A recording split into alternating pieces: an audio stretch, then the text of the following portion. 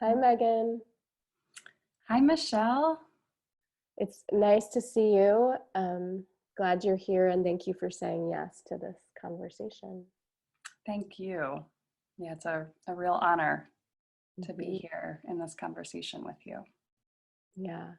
I think what prompted me to think about you is I saw one of your posts on social media about the moon circle, I think, um, where you were focusing on grief. And I was like, oh, I need to ask Megan to be part of this conversation. Mhm. Um, so I'm glad that we were able to connect and set up this time to chat. Yes, me too. And that was very much inspired by your first Healing in Community Summit. Mm-hmm. Mm-hmm. Yeah. Okay, can't waste any time with this, getting this grief Right. conversation out there. So Yeah. I appreciate that it gave me that push I needed. Mm-hmm. Mm-hmm. Yeah, I would love for you to share some about who you are and the work you do in the world and the grief work you're doing in the world so Mhm. people know who you are. Okay. Yeah, so my name is Meghan Dwyer, and I'm based in Philadelphia, Pennsylvania. I was born and raised here and have traveled quite a bit and lived abroad, but I've basically been here most of my life. I am a shamanic energy medicine practitioner and a yoga teacher, and I also facilitate women's circles. In terms of the shamanic work, I've been studying and apprenticing in the Andean mystical arts, which come from the particular lineage of the Q'ero people of the high Andes of Peru. So I've been doing that the last 8 years and really kind of been in the cave a little bit the last few years, or I like to say, or the dark moon kind of phase. And I yeah, so this is part of my kind of coming out with Mhm. with this the crisis that's upon us. And I would say that I'm really devoted to the Mother Earth and really helping people remember that they are Mother Earth, that their true nature is nature. And I would say that all my work really goes back to that. And so the devotion to Mother Earth and also to Grandmother Moon, and really helping us to connect with that grandmother energy that I feel a strong, I'm always like, where's the Council of Elders? Where's the Council of Elders? And so that has been part of my work in the last couple of years, is just finding more ways to honor elders. And I've actually been doing companion care with an elder at the moment. And so my work is a little bit, I'm very much, I feel, based in the community, and I'm here for the community. And I'm really interested in, reimagining the village, or bringing back the village, and weaving ritual and ceremony back into the fabric of our communities. Mhm. So I think that's all I'll say for now. Powerful, powerful work. Um, Thank you for doing the work you do and engaging in the practices you do to support us and support the earth. Mm. It's important. And that may be why Jasper's up here. He loves healers. So he loves to meditate. He meditates with me every day. So he may have felt that from you and Mhm. came up, and that's probably why he's staying a little longer. Uh-huh. Yeah, Love it. I know. I know. So given all that is happening right now with COVID-19 and all the things intertwined with COVID-19, how is your heart? How is Mm. your heart feeling right now? Yeah. Yeah, if I speak to this moment, I can actually notice that there's some heaviness there, like weighing on my heart. And I feel like every day is a different journey. I almost feel like we're in like a ritual space. And ever since this started, that we've kind of stepped out of what the time construct that, you know, dominant culture has put on us, and we into another system. So in my experience with ritual, it's a journey. And yeah, there's been, you know, yesterday I was very angry. And some days it shows up more as grief. Some days it's there's a more celebratory energy and a feeling grateful for the slowdown. I would say that's another big part of my work, is I teach people how to slow down. And I feel like I've been trying to slow the whole world down, and like, wow,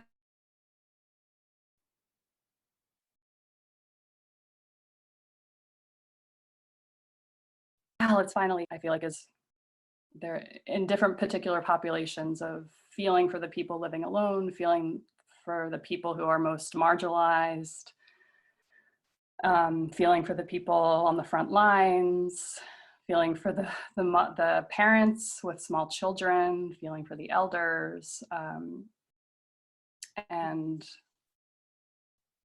yeah, it's and for a lot of, I remember what was coming up is really feeling for worried about people's mental health in all this. Yeah. And the isolation that's occurring. And it's almost been interesting. It feels to me almost like it's a mirror too, of we're being shown how we kind of operate. You know, we're more isolated, I think, and feeling more alone than ever, you know, before this happened. And also the idea of wearing the masks, like we walk around wearing masks. So that's been really an interesting observation for me. And going out into public feels really, it just weighs on, like, I don't want to go out in public in a way, because the feeling of, you know, I thought maybe people would be, hey, we're all going through this together and like, let's connect. But I notice a lot of people not wanting to look at you or not acknowledging. And that's been, you know, interesting. You know, when it's just going out into the woods or going to the supermarket, or kind of where I encounter that. And it's, it makes me a little bit worried for the future. Do you have a sense of why that might be happening? Like more disconnection is coming from isolation in the way that you named. I've noticed that in the grocery store. In my neighborhood, people wave and talk. Most people do, and acknowledge, like, oh, there's another person. But at the post office or grocery store, there is this avoidance. Do you have a sense of why this isolation or sheltering in place might actually be leading people to disconnect even more? Right. Yeah, it's a really good question. I mean, for me, the first thing that comes up is the fear piece of this. Like, there's like amplified fear, and in many ways, even before this happened, there's a sense of it. It's like we're afraid of each other in many ways. And my experience here, especially in the Northeast, has been that of like, there's just a more guardedness. I spend a lot of time in Latin America, and it's very common, just, you know, you talk to everybody on the street. And even I was living in Atlanta last year, and the amount of people that I spoke to was just random people, you know, on the corners or it was just a different, so it'd be interesting to experiment with other parts of the country. If they're having the same experience, or if it's just for me and I'm in the city too. Mhm. But that's a really good question that I think I need to sit with more. Has anything come up for you around that? Um, I think that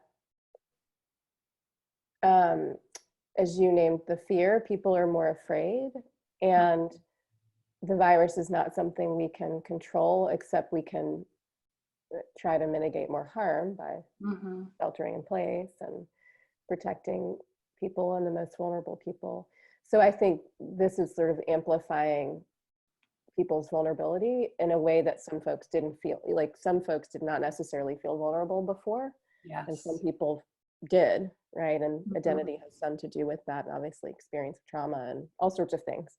Mm-hmm. um, and I think fear, a tendency for some folks when they feel afraid, is to protect and go inward instead of expand, Sure. which makes sense to me psychologically and physiologically, and just taking care of the nervous system. And it's kind of the, at some point we're going to have to expand out, or we're just going to create the same, Mm-hmm. replicate the same patterns that are being revealed at this time, Mm-hmm. that have always been in place: the isolation, the othering, the Yep. disconnection of not really understanding our relationship with other sentient beings and energies, and acting as if we're disconnected or just individuals, right? Not in relationship, and not part of a collective. So I think there's a risk if people stay in that protective space, Mm-hmm. Mm-hmm.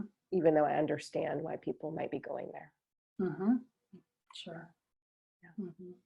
And I bet it is different in different places, um, in the country, and in different countries, right?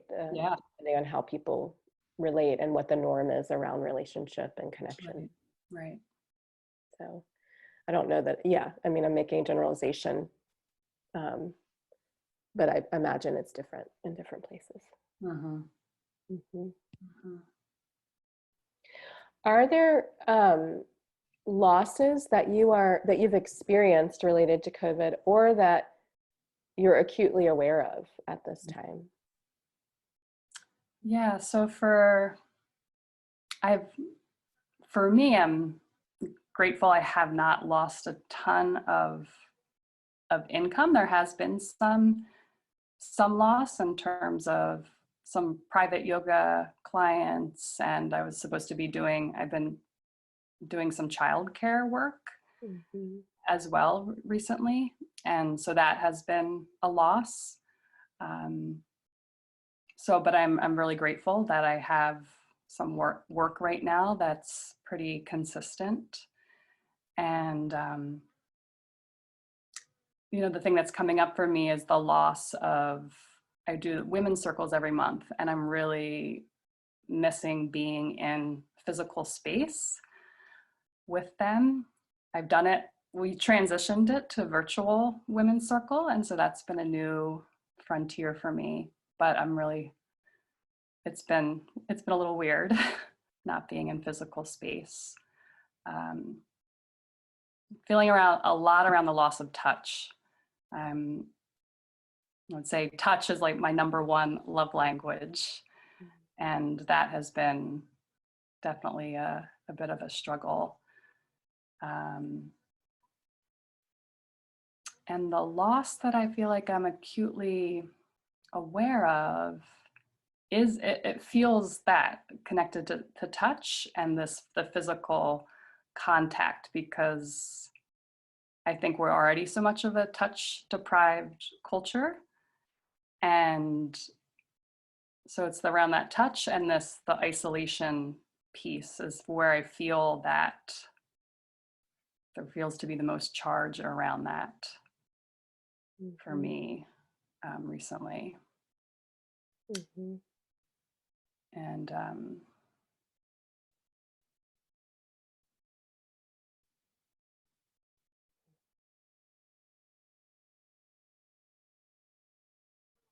Are there ways you're responding to that for yourself, like taking care of yourself, given that that is for you individually, like the thing, that touch or intimacy is the thing you're aware of missing the most? And also the cultural landscape of, I think you're right here, that that many people are deprived of touch, because of what we were saying about isolation and fear and just the way we related before COVID ever happened. Yeah.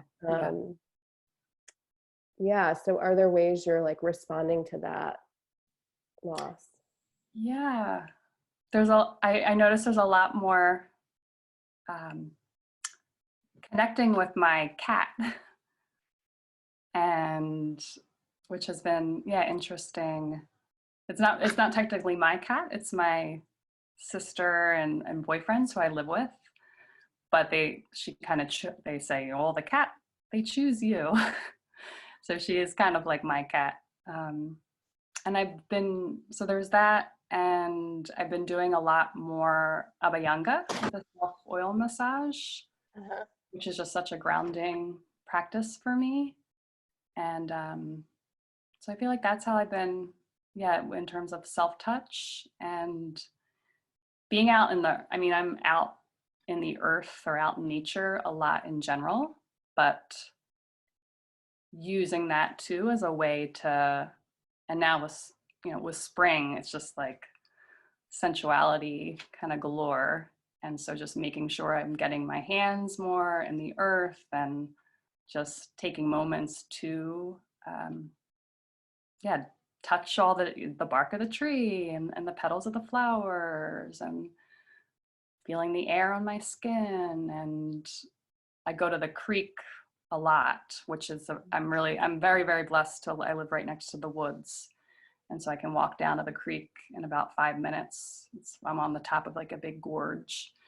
And so in terms of that, I think it's a lot of the connecting with nature that has been, for me, how I've been responding to that. Mm-hmm. Mm-hmm. Yeah. And are there other rituals or practices just in general that you're engaging at this time, given the moment we're in right now, in addition to your connection with your cat and just furry beings, and then connection with the natural world? Are there other rituals you're working with right now? Yeah, I'm focusing a lot on the ritual in the kitchen of cooking. It's just, for me, it's so very grounding. And I feel like I've been in this house 4 years, and it's been here that I feel like it's one of my number one practices that I've been focusing on, is nourishing myself through food. And I feel like that's just the root of so much of what we see in the world, or in our Western culture, the sickness and illness. I'm spending a lot of time building altars. So I have altars all over my house, but there's a lot of tending to the altars, especially the ancestral. I have an ancestral altar in my kitchen. So there's constant tending to that, and usually spending each morning there. And I have altars outside. So I try to, when I go out, I try first thing in the morning to go outside and get my feet on the earth. And when I can start my day like that, rather than sometimes it's totally in front of the screen. And, but when I start my day like that, it really shifts things for me. And spending a lot of time, it kind of goes along with the altars, but creating beauty is a big kind of outlet for me. And that could look like, picking wildflowers. It could look like making some sort of design with stones. It could look like, I'm always just letting my intuition kind of guide me there, or can look like the actual act of building an altar. Again, a lot of, yeah. Mm-hmm. Yeah, I have altars all over my house, too, and an ancestor altar that just transitioned. It was somewhere else, and my mom moved out of her house into a retirement community, and she has a shelf that was my grandmother's that's really old, and so I've transitioned that and made that my ancestor altar, and love sitting in front of that. It's hanging above a larger altar that I have on the wall, and I just sit and meditate there with Jasper every morning, and love that practice of connecting with the objects on and the energy of the altar, but also my ancestors. So it's a powerful practice for sure. And tending to the altar too, as you named. Yeah. Because it's dynamic and alive in that way. Yeah. So a lot of good practices you're engaging at this time. It sounds like to stay grounded and centered. Yeah, I'm grateful for the space. I feel there's space has opened for me to do that, and which sometimes I'm like, can this be my profession, to just make offerings and tend to altars? Can that be my profession in the new world? Because I could spend all day doing that. And it's just amazing how it just grounds. Anytime I get on a virtual space, or today, it's like, okay, set up, strip my altar, deconstruct the altar, and then rebuild it. And it just is like, woo, it just right away grounds me. And then it has that beauty aspect, too. Yeah. Are there things on your altar right now, since you created one for today, are there anything you would want to just share that are like on your altar since you created it for this? Yeah, actually, well, the thing that's speaking to me first now is, this is my friend Madeline, who you met in New Orleans. And she has a whole series of paintings that she did when she was moving through grief, and she gifted me this one. So I love that it has the turtle, especially around the Taurus season of this slowing down. And I think there's a serpent in here too, which is like an animal I feel like I work with a lot with grief. And then I have, I went to a intercultural convergence of women in Peru, and we had to bring elements of a little bit of earth, a little bit of water, a little bit of ash from a sacred fire, feathers. And it was down in the Sacred Valley in Peru, and it was led by 13 grandmothers. And so every day was focused on a different element, and we had to combine it was 600 women who were there from 30 different countries. And so we combined our elements, and then the last day, we took a little bit of the whole home. So all those, I have the feathers here, and the water, and the ash, and the fire. So the grandmother energy that has been coming on really strong since the quarantine. And this is actually water that was in the first grief circle I did back in February. So this was the water that was on the altar and was listening to everybody's grief. And so it sits here, and sometimes I offer some to the earth. And I work with a lot of animal medicine. So there's jaguar and serpent here, and owl, and some birds, which I feel for me are very connected. For me, my experience of grief has been that it's freeing, and just calling that bird energy in, so you're not right, because grief is such a downward, like, right, it comes from that word gravitas, and that it's such a downward moving force. So I feel the birds have been a part of my experience with that, is bringing that lightness to, after the kind of going down, is right after that, right, there's the rising back up. So yeah. Thank you for sharing your altar. I think people are looking for ways to ground at this time, and for some folks, building an altar may be new to them, even though they may have altars and not be aware of that in their space, right? And Yes. just helpful to share some of the things that you put on your altar and might give people ideas about how to build an altar for themselves, especially at this time, but also, again, the altar is dynamic, so you can change it based on what you're doing or what is being called for at that time, or the energies you're working with.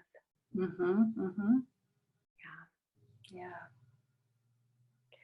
I wonder if you would share some about, you shared some about your rituals and what you're doing to move through what's in your heart right now, and your grief.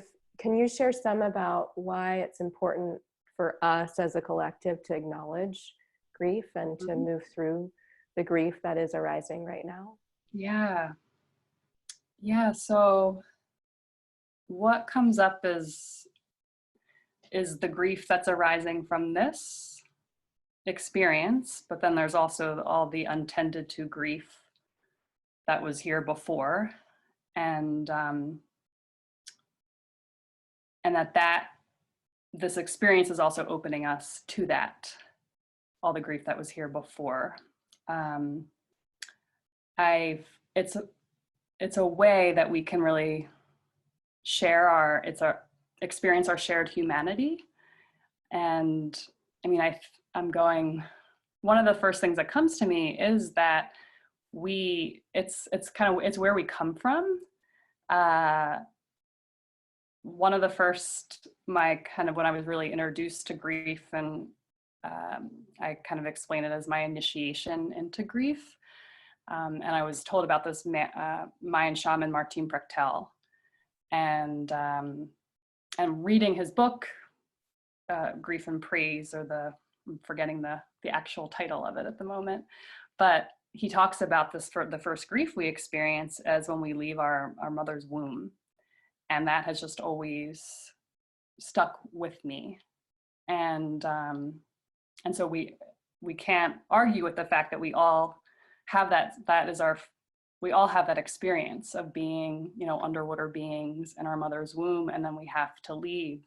And so something like that is not even touched upon or grieved. And I see that also as in connection with, there's so much, I feel like the root of so much of this is the loss of our connection with Mother Earth. And so if we start to chip away at the grief that we're holding from all these different losses that we experience day to day as being human, it feels to me like we can start to get back to that connection. And I'm not sure if we don't restore that connection with Mother Earth and the mother energy, I'm not sure whether we can really feel like our souls can feel fulfilled. And because I think that everyone is really like missing mom, like in a sense. And so for us to, forgetting what your question was now. Well, you answered, it was the importance of acknowledging grief, and you're talking about disconnection, and if we don't get back to that mother energy or experience in Mother Earth, that I hear that we'll continue to be disconnected and replicate the same patterns that some folks are becoming aware of now and some folks knew about before COVID-19 and had been experiencing prior to COVID-19. Yeah. So that makes sense. And as I was listening to you, it made me think about systems of oppression and how, and of supremacy really and dominance, and how to live into those systems, people have to dissociate from their humanity, which feels connected to mother energy or Mother Earth in the way that you've been speaking about that energy and divinity, right? That's the other way to think about humanity. And so that if we're dissociated and disconnected, at times we do things that actually don't make any sense and further dehumanize people and ourselves as well, actually. And so I think you answered it made sense to me. You answered the question about our work or our practice in getting back to that mother energy, and also grieving the loss that came from, or that comes from, what it means to like be alive in this moment in a human body on the planet, right? And just living, right, and being birthed.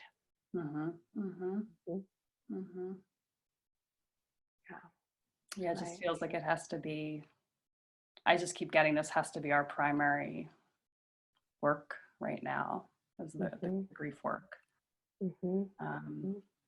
And finding a way to do it together, which is why I appreciate what you're offering. Because in my journey, I didn't realize I think during my initiation, but it was later, that I was like, wow, I'm so tired of doing this alone. Like, and realizing like we were never meant to do this alone. Yeah. Is there, I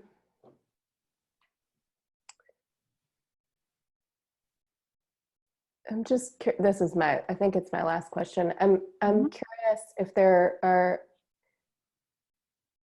any other lessons, because I think you just shared one, that COVID-19 is teaching you at this time. And again, I'm saying COVID-19, but we know there's so much connected to that, as we've been talking about. I think that's my question. Yeah, like lesson that you're receiving from COVID-19 at this moment, at this time, that you can offer to us. A lesson from COVID-19.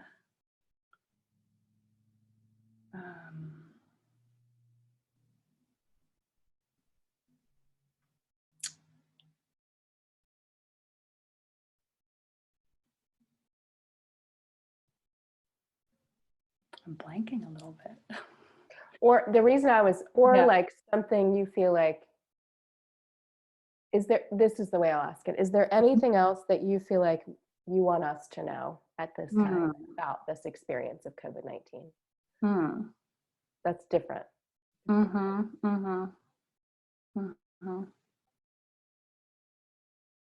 From my personal experience, or just I'm like, yeah, when you say the lesson, I'm like, I think I was almost drawing a blank, because I'm like, wow, there's been so many. I think from your experience, with an awareness that we're connected. So yeah, right, you're not experiencing these lessons in isolation. Yeah. So you could share from your experience, or anything else you want us to know, if that feels more like liberating as a question.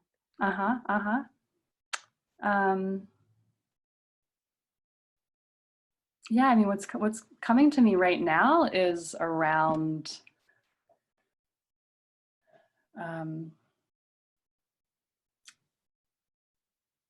this idea, trust is coming up. And I think because I'm so connected, it's the traditions I work in are indigenous, and they have been prophesizing about these times. And I mean,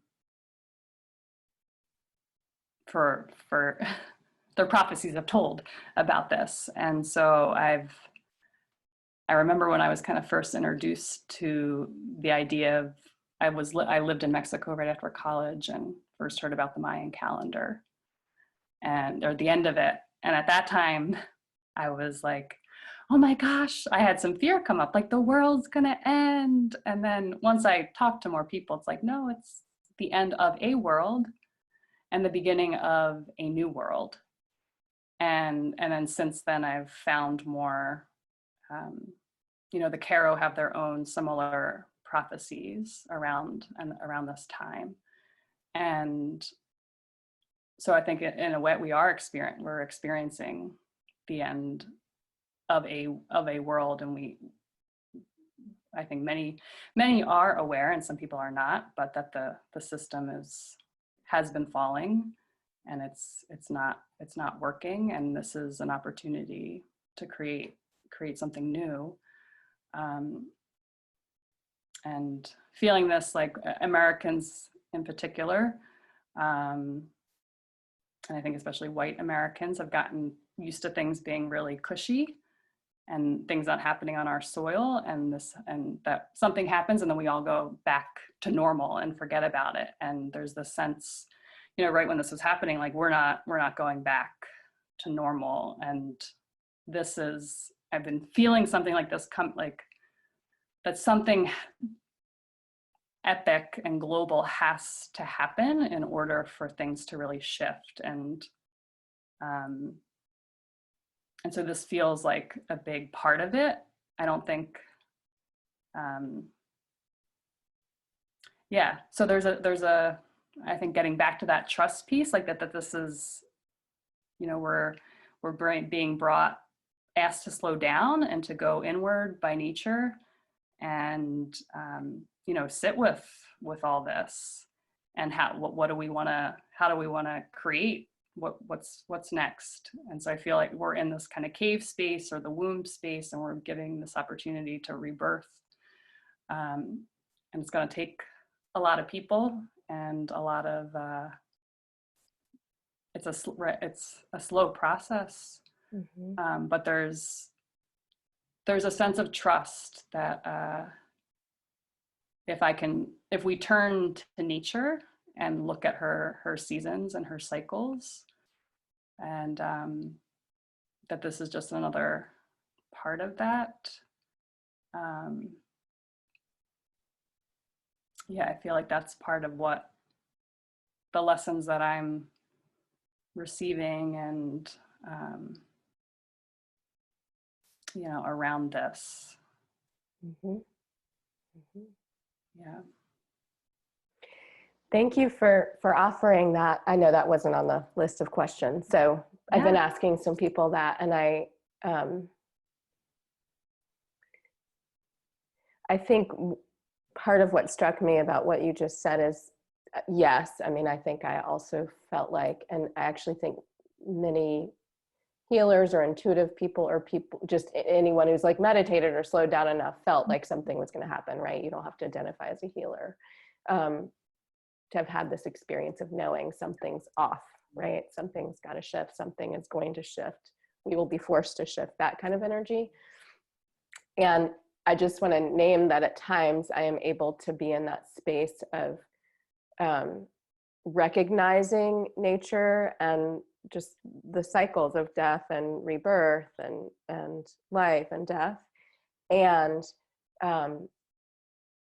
that feels connected to my higher self when I'm able to sort of hold that perspective. And I'm still a person in a human body who's not always practicing or connecting to my higher self. Yep. And so then there are times where it's like, why do 50,000 people have to die, right? And I actually hold that question anyway, like how many people have to die is the question I ask a lot for us to actually shift, with an awareness that nature is requiring us to shift, right? And we're not going back to normal, and what was happening before wasn't normal anyway. It's like, right. So many parts of that weren't normal, they were harmful. And we're not necessarily based in us being a collective or a collective healing. So I just wanted to say that for people who are like, I get that. Like, I get it. It's part of the plan. And also, like, I'm in a body and I can't understand why this is happening. Both, I just wanted to reflect to folks like that. Have that experience, because that is, I think, what it means to be alive and awake and connected, right? And just, just the fluid experience of the fluidity of like all the different emotions that can come up when we're able to like see the larger perspective versus like why is this thing happening? So I love the lesson and wanted to like say, yes, No, I appreciate you bringing that piece in. And what struck me about is this idea of aliveness Mhm. and of the experiencing, because I feel like, right, we kind of live in this flatline culture. And so perhaps this, right, that for many, this is bringing up the full range of human emotions, and they're scary and ugly and beautiful. And it makes me, for me, my practice has been about like returning, uh, connecting to if we can get back to how more closely to how we were as children.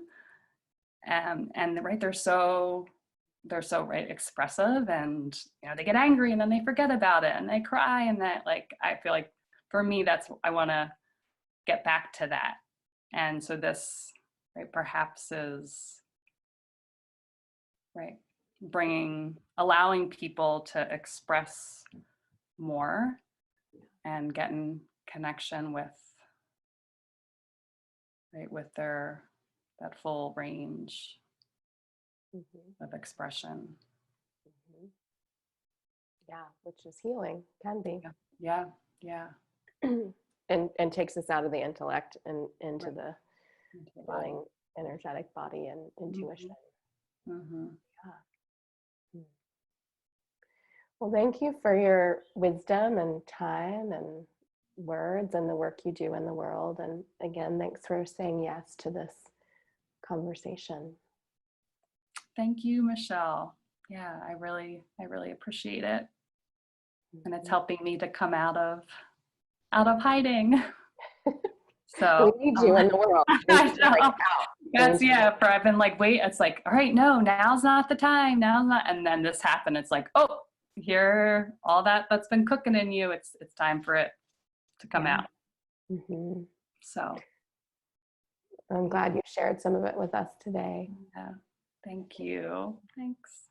Thank you.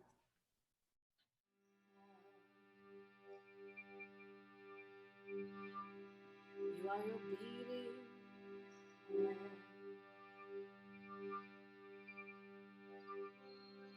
ready crack open, wide open. So